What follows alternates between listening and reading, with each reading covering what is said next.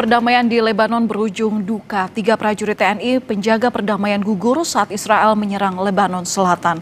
Indonesia mendesak PBB melakukan investigasi, mengungkap pihak di balik serangan mematikan yang menewaskan 3 prajurit TNI.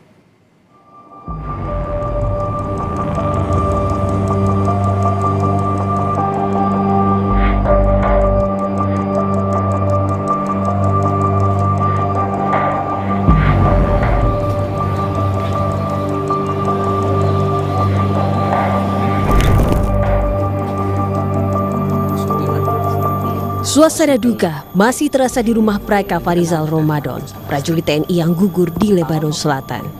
Para pelayat silih berganti datang mengucapkan duka cita pada keluarga korban.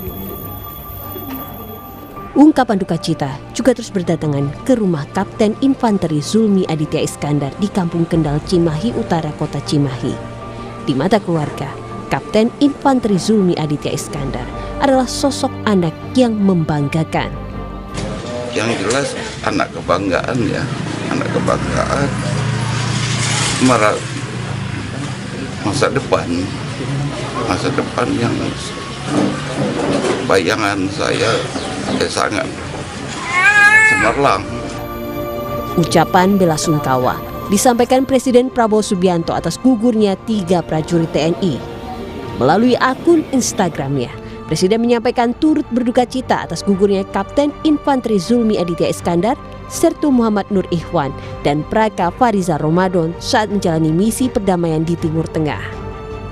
Panglima TNI memastikan prajurit yang gugur di Lebanon akan segera dipulangkan dan diberikan hak-haknya, mulai dari kenaikan pangkat luar biasa, asuransi asabri senilai 350 juta rupiah, hingga beasiswa sekolah untuk anak yang ditinggalkan.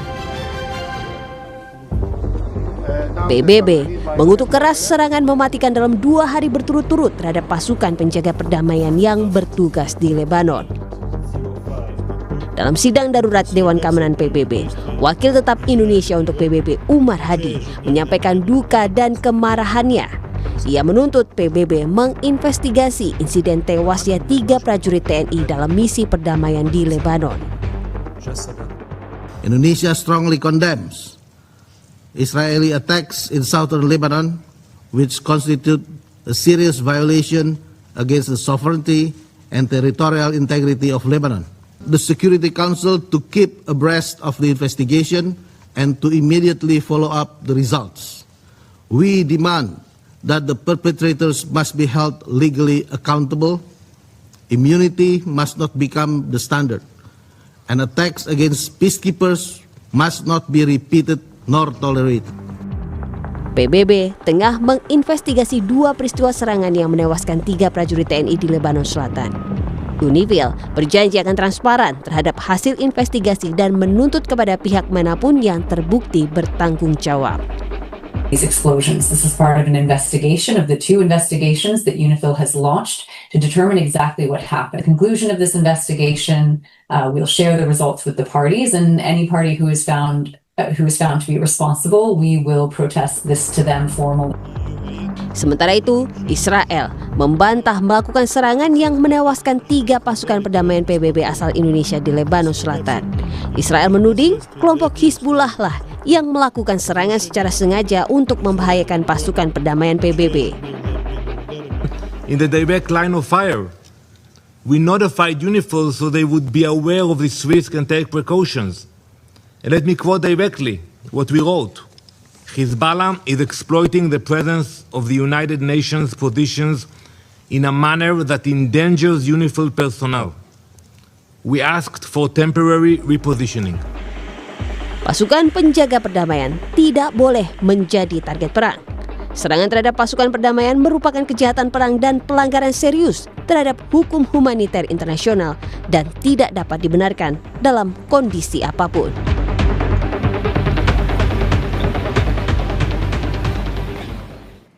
Saudara, Indonesia mendesak PBB melakukan investigasi untuk mengungkap pihak di balik serangan mematikan yang menewaskan 3 prajurit TNI. Dan untuk membahasnya sudah bersama kami Aisyah Kusuma Sumantri, peneliti senior Indo-Pacific Strategic Intelligence. Selamat malam Bu Aisyah, apa kabar? Selamat malam Mbak Vanen. Ya. Kabar baik. Kabar baik, puji Tuhan. Bu Aisyah, jadi sejauh ini bagaimana Indonesia untuk bisa mengawasi proses investigasi yang tengah berlangsung? Ya, jadi proses investigasi ini kan harus melalui sebenarnya Dewan Keamanan PBB.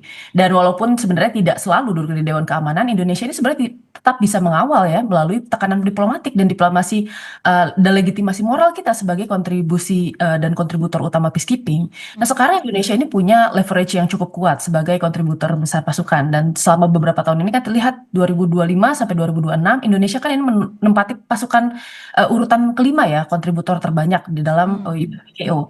Dan kita lihat di sini bahwa Indonesia juga kemudian memiliki peranan aktif, diantaranya kan selain di UNIFIL ini juga ada di MONUSCO, lalu kemudian ada MINUSCA, dan kemudian ada UNIMIS. Dan kita lihat sebenarnya ini bisa dilakukan melalui misalnya closed door diplomacy dan informal briefing. Nah, tetapi kita lihat di sini ada beberapa hak Indonesia sebagai negara pengirim sebenarnya.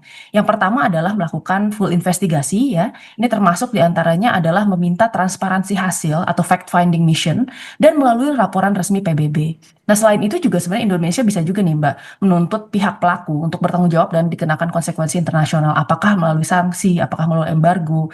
Nah, dari sini sebenarnya kita lihat bahwa kita masih bergantung ya dengan mekanisme resmi dari PBB. Tetapi permasalahannya memang karena sanksinya ini harus melalui DKPBB, ini ada beberapa potensi-potensi. Di antaranya adalah berpotensi dikenai hak veto oleh salah satu negara. Jadi sebenarnya untuk pemutusan ya, keputusan untuk hukuman ini sebenarnya sulit, tetapi sebenarnya bukannya tidak mungkin. Dan kemudian bisa juga sebenarnya ini melalui naming and shaming juga untuk tekanan internasional dan delegitimasi pelaku. Nah, ketika ini disetujui, maka kemudian ini bisa mendapatkan targeted sanction dan pembatasan perjalanan atau misalnya aset dan dagang. Nah, selain itu saya kira di sini kalau misalnya pelaku dikenakan konsekuensi dan internasional, nah Indonesia juga sebenarnya bisa juga selain itu meningkatkan sebenarnya perlindungan dan update untuk rule of engagement. Karena di sini kita lihat bahwa sudah ada nih perubahan-perubahan yang terjadi di Lebanon yang tadinya sebenarnya itu kan berdasarkan mandat 425 ya dan 426 di tahun 78 sorry, yang akhirnya kemudian diupdate jadi mandat tahun 2006. Yang sebenarnya fungsinya ini di sini UNIFIL ini hanya memonitoring ceasefire, membantu misalnya Lebanon Force ya ditempatkan di selatan, tapi sekarang ternyata kenyataannya ini sudah berubah. Tapi kalau misalnya nih ada desakan dari masyarakat untuk menarik mundur pasukan dari Lebanon, nah apakah keputusan ini juga tepat dilakukan oleh pemerintah untuk dalam proses investigasi yang sebenarnya saat ini masih berlangsung? Ya, saya rasa benar. Indonesia ini tidak bisa merubah mandat secara sepihak karena memang tadi ya yang namanya mandat itu berubahnya itu harus via DKPBB. Tetapi Indonesia sebenarnya di sini punya sovereign right atau menarik pasukan jika resikonya dianggap tidak bisa diterima. Karena sebagai penyumbang pasukan sebenarnya Indonesia itu tidak hanya berkontribusi tetapi juga berhak menuntut perlindungan dan akuntabilitas dari PBB itu sendiri. Nah, sekarang kita lihat bahwa sebenarnya kan ada mitigasi-mitigasi yang bisa dilakukan oleh Indonesia ke depannya. Di antaranya adalah sebenarnya mengangkat misalnya perlindungan peacekeeper sebagai isu global ya, dengan memperkuat posisi di PBB. Misalnya Republik Indonesia ini kan akan jadi ketua Dewan HAM PBB ya nanti di tahun 2026 ini di pertengahan. Kita lihat juga sebenarnya sekarang kita harus melihat juga environment-nya. Karena sekarang tadinya ini kan kita hanya sebagai sebenarnya penjaga tadi ya monitoring ceasefire, terus membantu LAF ditempatkan di selatan, memastikan tidak ada milisi yang bersenjata, lalu kemudian mendukung bantuan kemanusiaan serta penghubung antara Lebanon dan Israel. Tapi kita lihat bahwa mandat ini kan mengasumsikan kalau wilayah Lebanon Selatan ini bisa jadi buffer zone yang stabil.